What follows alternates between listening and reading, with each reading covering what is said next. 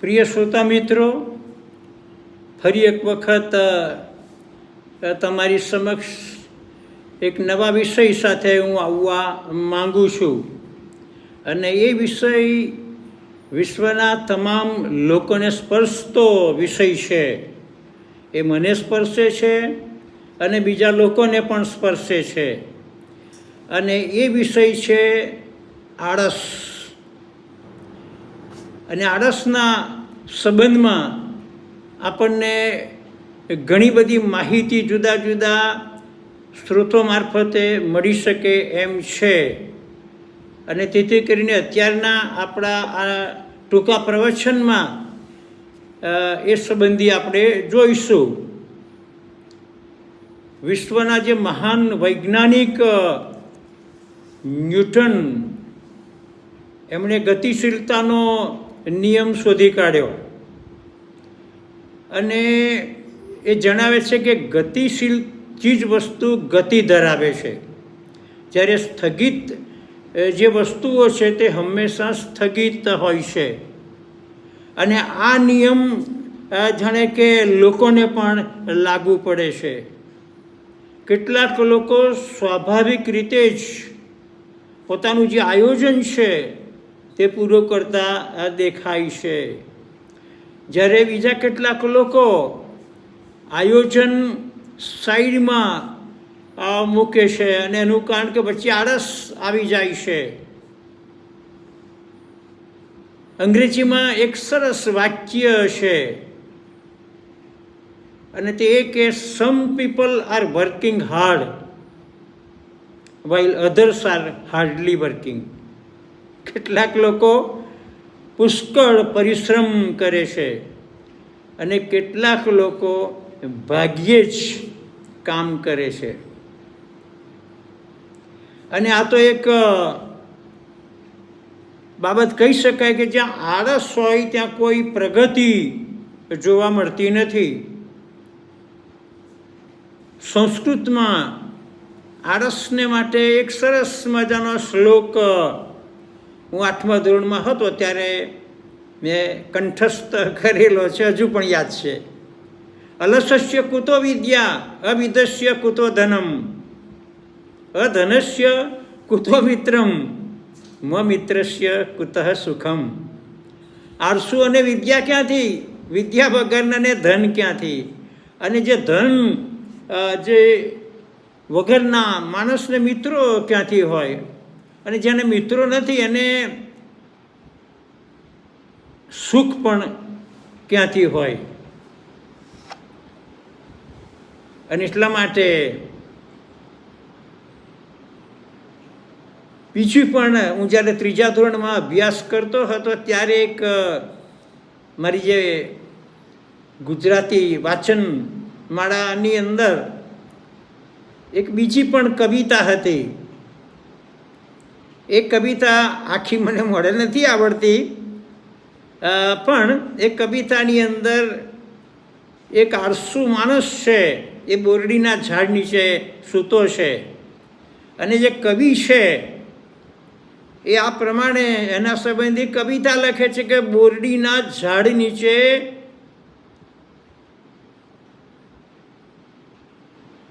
આળસુનો સરદાર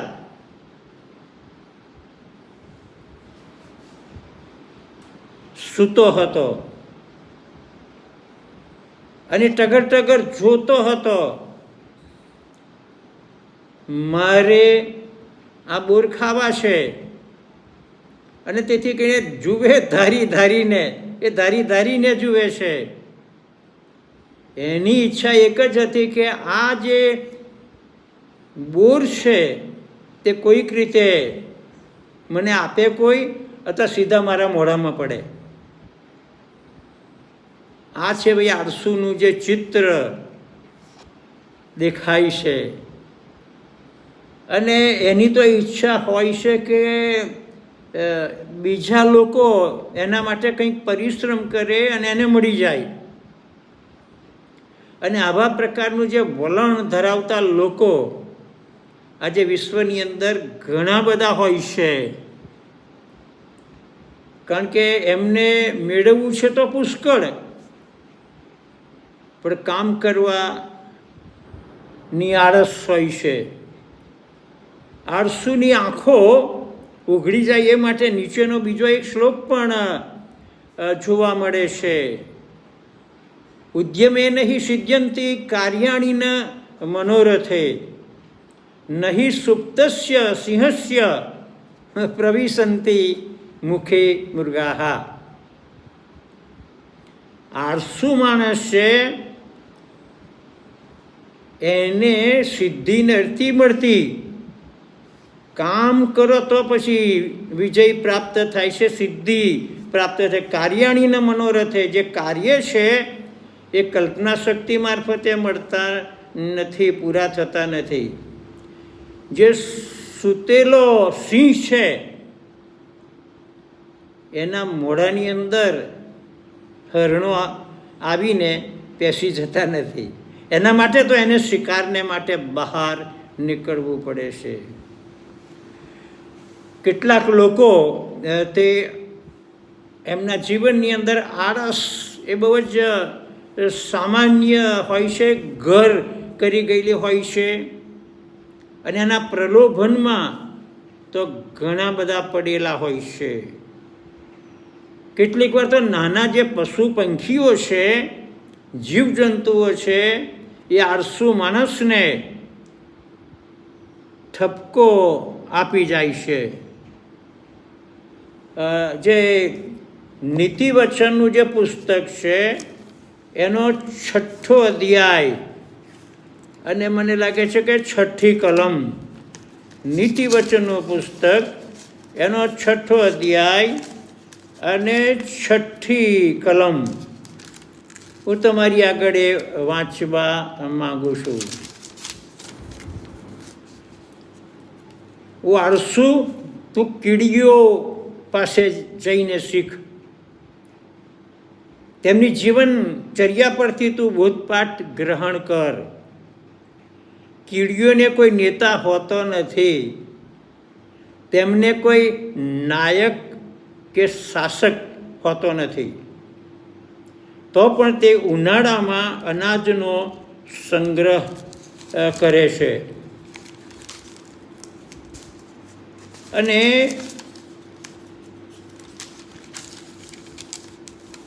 કાપણી વખતે ખોરાક એકત્ર કરે છે. અને આળસુ માણસને માટે ત્યાં લખો કે આળસુ, તું ક્યાં સુધી પથારીમાં આળોટવા કરીશ? ક્યારે તું નિદ્રા તજીને ઊભો થઈશ? અને તું તો કહે છે કે થોડુંક વધારે ઊંઘી લેવા દો, એક ઝોકું ખાઈ લેવા દો, હું ટૂંટિયું વાળીને જરાક આરામ કરી લઉં. પણ તેથી દરિદ્રતા તારા પર લૂંટારાની જેમ અને કંગાલાવસ્થા સશસ્ત્ર માણસની જેમ તૂટી પડશે. આ છે ભાઈ આળસુ માણસનું ચિત્ર જે નીતિવચનના પુસ્તકમાં સુભાષિત સંગ્રહમાં આપવામાં આવેલું છે. આળસુ માણસને નન્નો પરખાવી દેવાનું ગમે છે, ના પાડી દેવાની ગમે છે. કામ કરવાની ઈચ્છા તેને હોતી નથી અને તેથી કરીને એના જીવનની અંદર ઊંઘ રાજ કરે છે અને સંપૂર્ણ કાબુ તે ધરાવે છે. મંડળીમાં પણ ચાલુ ભજન સેવા દરમિયાન ઘણી બધી વખતે આળસ આવે છે લોકોને. પાઠક સાહેબે તો રાતના ઉજાગરા કરીને અને ઘૂંટણો ઉપર થોભીને અસરકારક સંદેશો તૈયાર કર્યો છે, પણ પેલો માણસ છે એને ઊંઘ આવી જાય છે, કારણ કે એને આળસ આવી ગઈ છે. ઇવન જે ડ્રાઈવર કહેવાય કે જેની પાછળ ઘણા બધા પેસેન્જર હોય, અને આ જે ડ્રાઈવર છે તે ઘણી બધી વખતે એને આળસ આવી જાય, ઊંઘ આવી જાય, ઝોકું આવી જાય અને ગાડી પડે ખાડામાં. એક જ વ્યક્તિ આળસ ધરાવે અને એના કારણે એ પોતે અને અસંખ્ય પેસેન્જર્સ મૃત્યુ પામે. મેં તમને કહ્યું તે પ્રમાણે બાઇબલમાં નીતિવચનના પુસ્તકમાં આળસ વિશે ઘણું બધું લખવામાં આવ્યું છે. અને એક કલમ એવી પણ છે કે આળસુની સુધા તેને મારી નાખે છે, કેમ કે તેના હાથ તેને કામ કરવાની ના પાડે છે. ખરેખર તો એને કામ કરવાની ઈચ્છા થતી જ નથી. ગામડાની ભાષાની અંદર ઘણી બધી વખતે લોકો કહે છે એને કામ કરવાનો ઢેકો જ નથી, એનો ઢેકો નમતો જ નથી. આળસુ માણસ માટે ગામડાના લોકો તે આ પ્રમાણે કહે છે કે જમવામાં એ જગલો છે અને કૂટવામાં ભગલો છે. જમવાની વાત આવે તો થાળી ભરીને ખાઈ નાખે હો, પણ કામ કરવાનું આવે ત્યારે એના સંબંધી એ કરી શકતો નથી કામ જે થવું જોઈએ તે પ્રકારે, અને તેથી કરીને એની અંદર એ બહાનાખોરી બતાવે છે. આળસુ જે માણસ છે એ કયા બહાના કાઢે છે? એ એવા બહાના કાઢે છે કે માર્ગમાં સિંહ છે અને ગલીઓમાં સિંહ છે એમ કહીને તે આગળ જવાનું ના પાડે છે. અને તે શિયાળાનું બહાનું કાઢે છે. અને જે ખેડૂત કહેવાય એના સંબંધી જણાવ્યું છે કે તેથી તે ફસલના સમયમાં ભીખ માગતો ફરે છે. આ ખેડૂતનું ચિત્ર છે. કયા ખેડૂત? આળસુ ખેડૂતનું ચિત્ર છે. અને તેથી કરીને જે સભા શિક્ષક છે એણે આ ખેડૂતનું ચિત્ર જોયું અને એણે એ પ્રમાણે લખ્યું. સભા શિક્ષકે ખેડૂતના વિશે શું લખ્યું કે હું આળસુના ખેતર પાસે થઈને તથા મૂળ માણસની દ્રાક્ષાવાડી પાસે થઈને જતો હતો. મેં જોયું તો તેમાં બધે ઝાંખરા ઉગી નીકળ્યા હતા. તેની સપાટી ગોખરુઓથી ઢંકાઈ ગયેલી હતી અને તેની પથ્થરની ભીંત તૂટી પડેલી હતી. તે પર મેં સારી પેઠે વિચાર કર્યો અને હું સમજ્યો અને મને શિખામણ મળી. આળસુ માણસ ખેતરમાં ચોમાસા પહેલાં કામ ના કરે તો કેવી પરિસ્થિતિ થાય એવું એ ચિત્ર અહીંયા આગળ જ્ઞાની સુલેમાન આપણી સમક્ષ આપે છે. આળસુ માણસને ઊંઘની સાથે ભારે મિત્રતા છે. એને પોતાની પથારી છોડવાનું ગમતું જ નથી. અને જેમ બહારનું તેના મિજાગરા પર ફરે છે તેમ આળસુ પોતાના બિછાના પર આળોટે છે. આળસુ માણસની આગળ થાળી તો પીરસવામાં આવે છે અને તે પોતાનો હાથ થાળીમાં નાખે છે પણ ખરો, પણ તેને પાછો પોતાના મોં સુધી લાવતા તેને થાક લાગે છે. નીતિવચન 26મો અધ્યાય 14મી કલમ અને 15મી કલમ.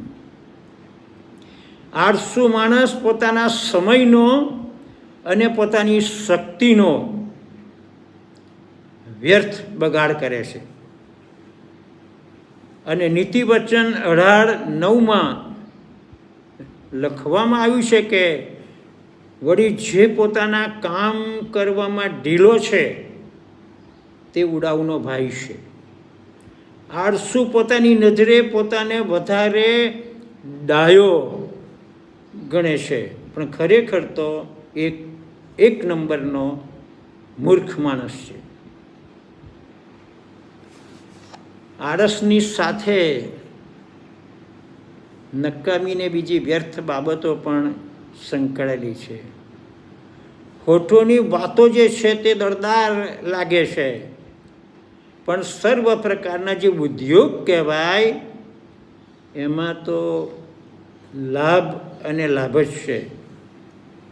અને આ અંગે જે એથેન્સના જે લોકો છે એ બહુ સારા લોકો છે, એ આપણને સારો નમૂનો આપે છે. એ લોકોના સંબંધી ત્યાં લખવામાં આવ્યું છે કે અમે એથેન્સના સર્વ લોકો તથા ત્યાં રહેનારા સર્વ કંઈ નવી વાત કહેવી અથવા સાંભળવી તે સિવાય બીજા કશામાં પોતાનો વખત ગાળતા નહોતા. એમને નહીં, શીખવાની વૃત્તિ હતી, જાણવાની વૃત્તિ હતી, અને એના માટે એમને જ્ઞાની માણસોની પાસે જવાની ઈચ્છા હતી. એમને પુસ્તકો, ધર્મશાસ્ત્ર વાંચવાની ઈચ્છા પણ હતી. અને એ બાબતો અહીંયા આપણે જોઈએ છે. નવા કરારની અંદર આપણે તિમોથી ને તીતસના પત્રોની અંદર જે સલાહ જુવાન તિમોથી ને તીતસને આપવામાં આવી છે કે તમારે કેવી રીતે સંદેશા આપવા અને શિખામણ આપવી એ સંબંધી પાઉલ તેઓને જણાવે છે. અને જુવાન વિધવાઓના સંબંધમાં સંત પાઉલ જણાવે છે. અને એમ તેઓએ પ્રથમ કરેલી પ્રતિજ્ઞાનો ભંગ કર્યાને લીધે તેઓ દંડપાત્ર ઠરે છે. વળી તે ઉપરાંત ઘેર ભટકીને તેઓ આળસુ થતા શીખે છે. બહેનોના સંબંધીની વાત. અને કેવળ આળસુ જ નહીં, પણ જે બોલવું ઘટારત નથી તે બોલે છે અને કુથલી કરે છે અને બીજાઓના કામમાં માથા મારે છે. મારો જન્મ ગામડામાં થયો અને એસએસસી સુધી હું ગામડામાં જ રહ્યો. પ્રાથમિક શાળાનું શિક્ષણ અને હાઈસ્કૂલ સુધી. એટલે તેથી કરીને ગામડાની અંદર સાંજ પડે અને ત્યાર પછી કેટલાક મોટી ઉંમરના હોય કે પછી જુવાનો અલગ અલગ એકઠા મળે અને અડધી રાત સુધી વાતો ચાલે, અને એમાં કશું સારું હોય જ નહીં. અને એ જ રીતે જે સિનિયર લોકો છે તે એમનું પણ એવું. ઘણી બધી વખતે આપણી મંડળીઓમાં અને સમાજની અંદર, શહેરોમાં પણ આ પ્રકારના લોકો આપણને જોવા મળે છે કે જેઓ સમયનો બગાડ કરે છે. આળસુ માણસ પોતે પકડેલો શિકાર રાંધતો નથી, પણ ઉદ્યોગી થવું એ મૂલ્યવાન સંપત્તિ જેવું છે. અંગ્રેજીમાં કહેવત છે કે an idle mind is a workshop of devil. જે નવરું મન છે તે શૈતાનનું કારખાનું છે. વળી જે પોતાના કામ કરવામાં ઢીલો છે તે ઉડાવનો ભાઈ છે. આળસુ કર્મચારી એના અધિકારીને માથે પડે છે. જેમ દાંતને જે સરકો થાય છે અને આંખોને ધુમાડો હેરાન કરે છે, તેમ આળસુ પોતાને કામ પર મોકલનારને હેરાન કરે છે. નીતિવચન 10મો અધ્યાય ને 26મી કલમ. જીવન વીમા કોર્પોરેશનમાં મેં 34 વર્ષ નોકરી કરી અને છેલ્લે ક્લાસ 1 ઓફિસર તરીકે પણ મારી નિમણૂક થઈ, સુપરવાઇઝર તરીકે પણ. અને સારી બાબત તો કર્મચારીઓની પાસે મેં જોઈ, એમાં તો શંકા નથી. પણ મેં કર્મચારીઓના સંબંધમાં આ પણ જોયું. સમયની બરબાદી, વાતોના બડા, અને સહેજ જો અધિકારી બહાર જાય કેબિનમાં બીજા સાહેબની સાથે મુલાકાતને માટે જાય તો બહારની બાજુ એ લોકોને મજા પડી જાય. અને એટલા માટે પછી હું આવીને હું જોઉં તો ત્યાં આગળ કોઈ ના હોય, પછી ભેગા તો થઈ જાય અને મારે કહેવું પડે કે when the cat is out, the rat is free. બિલાડી બહાર જાય એટલે ઉંદરડાને બહુ મજા પડી જાય. પણ આ આળસ અને બેદરકારી ભર્યું જાણે કે જીવન કહી શકાય. સત્ય બાબત તો એ છે કે વિશ્વાસી વ્યક્તિના જીવનમાં આળસને કોઈ સ્થાન હોતું નથી અને હોવું જોઈએ પણ નહીં. અને એટલા માટે એફેસીઓને પત્ર તેનો 2 અધ્યાય અને 10મી કલમ વિશ્વાસી લોકોને માટે જેઓ પ્રભુને અંગત રીતે ઓળખે છે એવા લોકોને માટે બહુ સારી કલમ છે.